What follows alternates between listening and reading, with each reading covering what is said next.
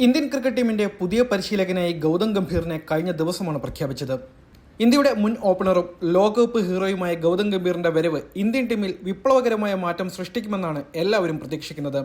കർക്കശ സ്വഭാവക്കാരനാണെങ്കിലും രാജ്യത്തിന്റെ വിജയം ആത്മാർത്ഥമായി ആഗ്രഹിക്കുന്ന ഒരാൾ കൂടിയാണ് ഗൗതം ഗംഭീർ. കൂടാതെ യുവതാരങ്ങൾക്ക് വലിയ പിന്തുണ നൽകുന്നയാൾ കൂടിയാണ് ഗംഭീർ. കൊൽക്കത്ത നൈറ്റ് റൈഡേഴ്സിന്റെ ഉപദേഷ്ടാവ് സ്ഥാനം ഉപേക്ഷിച്ചാണ് ഗംഭീർ ഇന്ത്യയുടെ പരിശീലക സ്ഥാനത്തേക്ക് എത്തുന്നത്. ഗംഭീറിന്റെ വരവിന് പിന്നാലെ തന്നെ ഇന്ത്യൻ ടീമിൽ ചില പ്രശ്നങ്ങൾ ഉടലെടുത്തിരിക്കുകയാണ്. ഗംഭീർ പരിശീലക സ്ഥാനം ഏറ്റെടുക്കുന്നതിന് മുമ്പ് സീനിയർ താരങ്ങളിൽ ചിലരെ BCCI ഇത് അറിയിച്ചില്ല എന്ന ആരോപണമാണ് ഇപ്പോൾ ഉയരുന്നത്. വിരാട് കോഹ്ലി ആധുനിക ക്രിക്കറ്റിലെ ഇതിഹാസവും ഇന്ത്യയുടെ സൂപ്പർ താരവുമാണ്. കോഹ്ലിയെ അറിയിക്കാതെയാണ് ഗംഭീറിനെ പരിശീലകനാക്കിയത്. നേരത്തെ IPL പലതവണ നേർക്കുനേർ ഏറ്റുമുട്ടിയവരാണ് കോഹ്ലിയും ഗംഭീറും.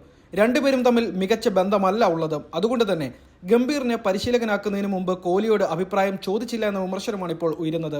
തന്നോട് മറച്ചുവെച്ച് ഇത്തരമൊരു നീക്കം നടത്തിയതിൽ കോഹ്ലിക്ക് അതൃപ്തിയുണ്ട് എന്ന് തന്നെയാണ് വിവരം. ഗംഭീർ ഇന്ത്യയുടെ പരിശീലകനാവുമെന്ന റിപ്പോർട്ട് നേരത്തെ മുതൽ ഉണ്ടായിരുന്നെങ്കിലും ഇതിൽ ഔദ്യോഗിക പ്രഖ്യാപനങ്ങൾ ഉണ്ടായിരുന്നില്ല.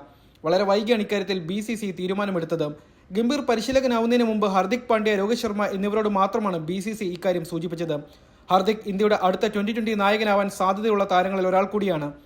അതുകൊണ്ടാണ് ഓൾറൗണ്ടറായ ഹർദിക്കിനോട് ഗംഭീറിന്റെ വരവ് അറിയിച്ചത്. രോഹിത് ശർമ്മ നിലവിൽ T20 നിന്ന് വിരമിക്കൽ പ്രഖ്യാപിച്ചെങ്കിലും ടെസ്റ്റിലും ഏകദിനത്തിലും ഇന്ത്യയുടെ നായകനാണ്. അതുകൊണ്ടാണ് ഗംഭീറിന്റെ വരവ് രോഹിത്തിനെയും അറിയിച്ചത്. എന്നാൽ സീനിയർ താരമാണെങ്കിലും കോഹ്ലിക്ക് ഇപ്പോൾ ഇന്ത്യൻ ടീമിൽ ഔദ്യോഗികമായ ഉത്തരവാദിത്തങ്ങളില്ല. അതുകൊണ്ടായിരിക്കാം കോഹ്ലിയോട് അഭിപ്രായം ചോദിക്കാതിരുന്നത്. BCCI സമീപകാലത്തായി കോഹ്ലിയെ വളരെയധികം പിന്തുണയ്ക്കുന്ന സമീപനമല്ല സ്വീകരിച്ചിരിക്കുന്നത്.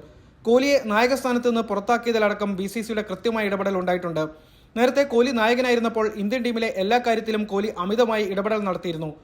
അനിൽ കുംബ്ലെ എന്ന പരിശീലകൻ കർക്കശക്കാരനായതോടെ കോഹ്ലി ഇടപെട്ട് അദ്ദേഹത്തെ നീക്കി. പിന്നീട് രവി ശാസ്ത്രിയെ കൊണ്ടുവന്നു.